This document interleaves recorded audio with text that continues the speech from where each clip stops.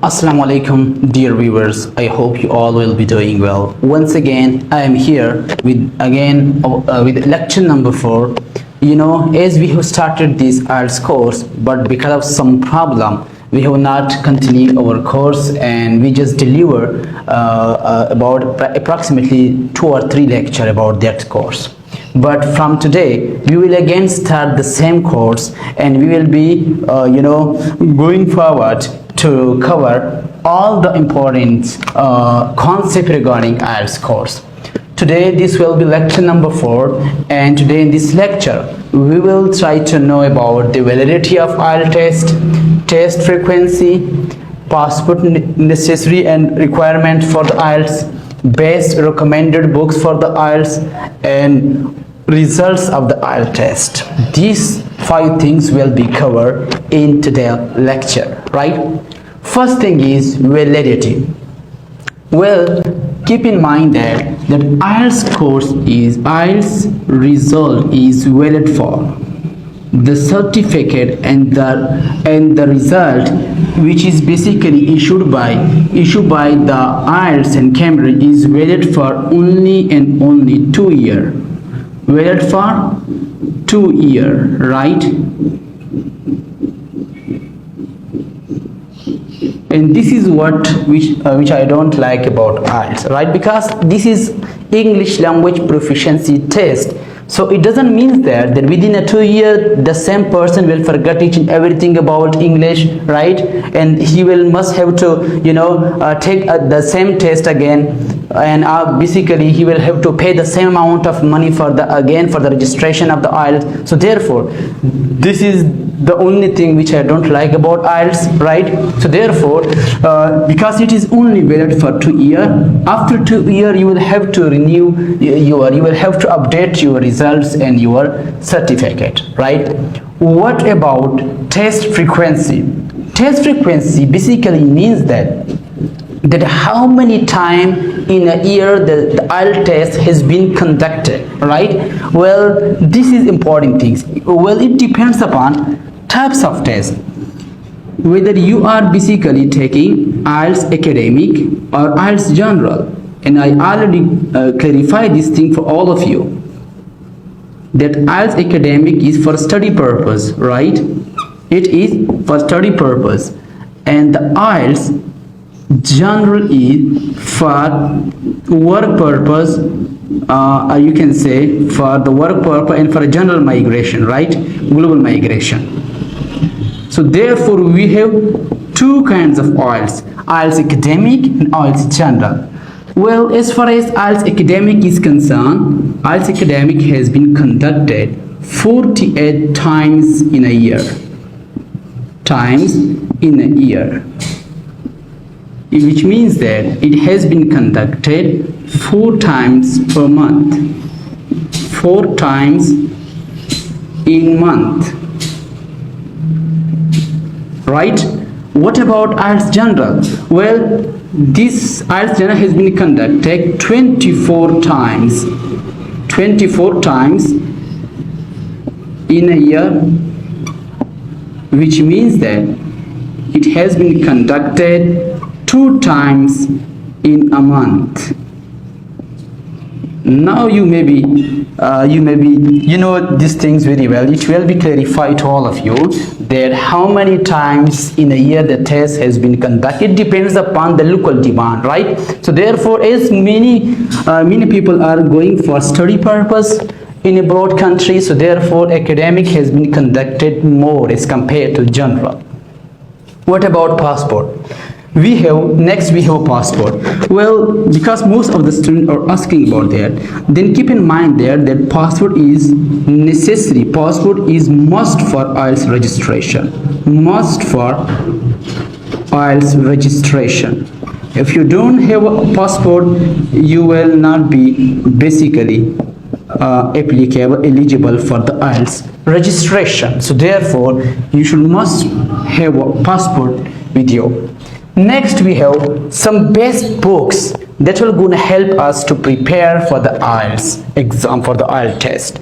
Well, there are many books nowadays in the market, but I'm going to suggest only few of them, and the one is basically for the general basic informations, which is the official, right, which is the official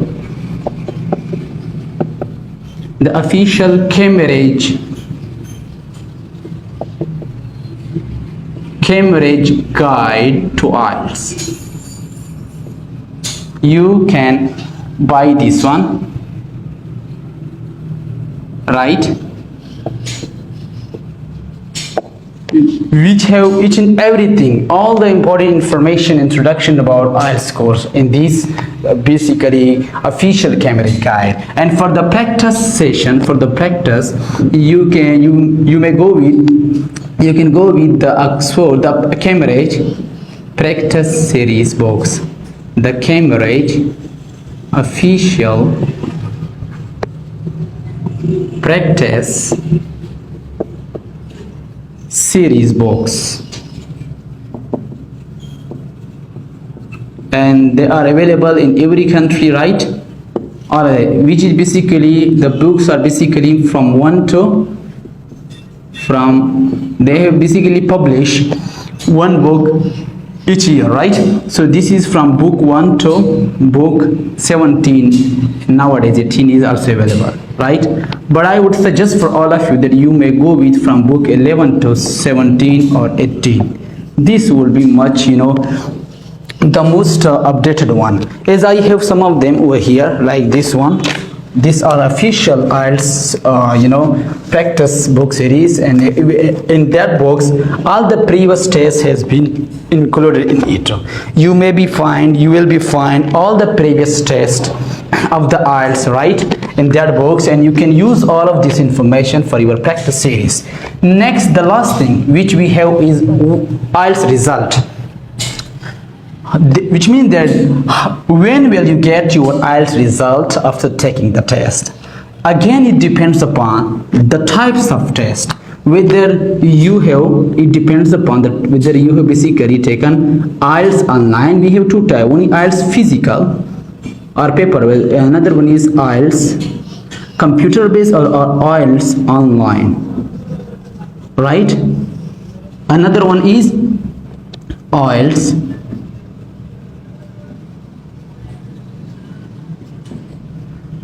physical, right? Well, IELTS online, basically you will get your IELTS online result within, right, approximately within 13 days. Within 13 days, right? It is quite quick process if you taken the IELTS online, if you basically attend the exam through online process, and you maybe receive your your result whether through message or email, right? Or they may send you an email, or you may just check out your registration number,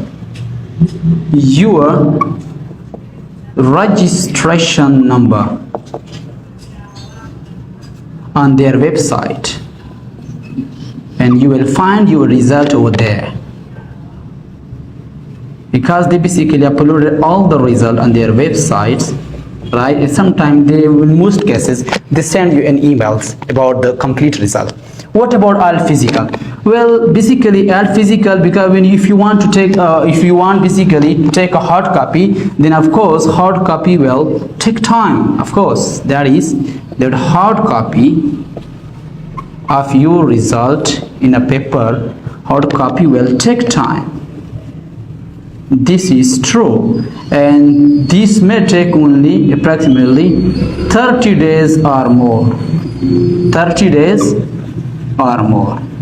So therefore, if you have basically taken IELTS physical and you are waiting for your result in a hard copy form, in a paper basically, then of course it will take time. It may be taking 30 days or more, and as far as online is concerned, you will get your result within 30 days approximately 30 to 50 days, which is quite a quick process. So what we have learned from today's lecture, we have learned that IELTS test has been valid for 2 years. After the 2 years, you will have to update your result and you will have to renew your certificate again for the scholarship, or for the for going abroad for the higher study.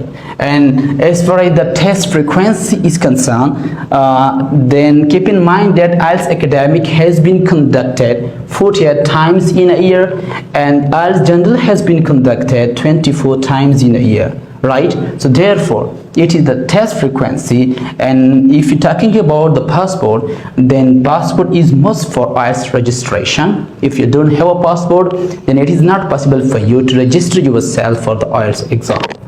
Okay, so if you're talking about the best IELTS books, there are many nowadays. Many materials and stuffs are available online and in different kinds of shops in market.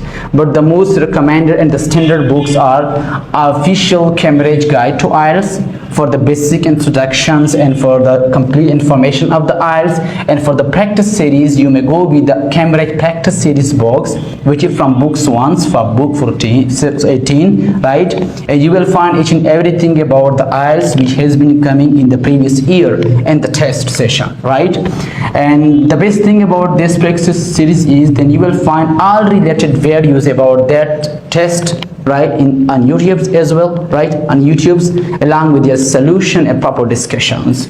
Okay, and if you are interested to know about IELTS result, then keep in mind that if you have taken IELTS online, then of course you will get your result within 13 days. And if you get your IELTS physical, then of course it will take times, and it may be taking it may be take 30 days or more to get your result. Thank you so much. I hope you will learn all of these things which I taught to you today, and see you again in the next lecture, right? Stay blessed.